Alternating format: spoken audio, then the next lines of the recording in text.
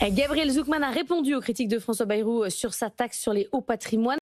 Selon vous, Raphaël, c'est un argumentaire discutable. Oui, effectivement. Alors sur X, l'économiste élève de Thomas Piketty explique que le risque d'exil fiscal serait extrêmement faible. Et pour appuyer son propos, il cite une étude du Conseil d'analyse économique publiée au mois de juillet qui montre que si les départs existent, ils restent globalement limités et que l'impact macroéconomique sur le tissu productif est restreint. Du coup, exil fiscal, c'est un mythe, c'est une réalité ? Cette étude a un mérite. Elle donne un chiffre. Ce chiffre, c'est 0,03%. Ce serait la perte d'activité, la perte de PIB en cas de surtaxe. Mais sa conclusion n'est pas taxons plus, c'est taxons avec doigté, nuance que Zucman oublie un peu vite. Et puis c'est oublier surtout l'enseignement d'économistes comme Ufuk Akzegid de l'université de Chicago qui rappelle que les inventeurs, les entrepreneurs à forte valeur ajoutée sont très sensibles aux écarts fiscaux.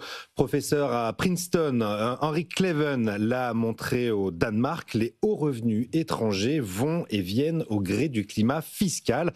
Et d'autres chercheurs français comme Hippolyte Dalbis et Agnès Benassi-Kéré, qu'on reçoit régulièrement sur l'antenne de BFM Business, rappellent qu'attirer le capital passe aussi par le fait d'attirer des travailleurs mobiles. Alors, Gabriel Zucman, il a balayé aussi l'argument sur l'inconstitutionnalité de sa taxe, parce que pour lui, c'est pas confiscatoire. Oui, mais là, encore une fois, il se trompe. L'impôt ne se juge pas sur une photo de patrimoine, mais sur la capacité contributive du citoyen. Alors, on peut très bien posséder une entreprise valorisée plusieurs millions d'euros sans en tirer des revenus mirifiques.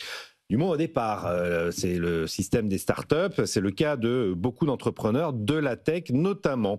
Et enfin, on ne le répétera jamais assez, le vrai danger, c'est d'être les seuls à appliquer cette taxe. Zucman répond, pas de panique, on garde les capitaux grâce à une exit tax qui poursuit les exilés pendant 5 ans. Alors, outre le fait que philosophiquement, cela a tout du hold-up, là aussi, une fois de plus, la recherche est claire. Plusieurs chercheurs ont démontré que la mobilité des entreprises déclenche une concurrence fiscale féroce et dès qu'un pays s'aventure seul dans un dispositif punitif, il s'expose à des contentieux internationaux. Ce que Zucman appelle un détail, c'est potentiellement une bombe juridique. Vous la mettez complètement sur le côté ? Vous dites on l'applique pas. Qu'est-ce qu'on fait justement pour le sentiment d'injustice fiscale ? Mais ce terme même d'injustice fiscale, il faut le combattre. Il y a un combat gramscien quasiment à mener autour de ce thème. L'injustice, c'est peut-être bien davantage en France, payer beaucoup d'impôts pour des résultats médiocres. Le vrai enjeu, Laure, ça n'est pas de taxer tout ce qui bouge, mais de favoriser la création de richesses. Et pour ça, il faut une fiscalité stable, prévisible et qui finance l'action publique sans tuer la poule aux œufs d'or. La tentation des piquettistes, c'est toujours la même, voir dans la richesse une proie, alors que la sagesse voudrait la voir comme un levier à cultiver, plutôt qu'à chasser comme un gibier, si je puis dire.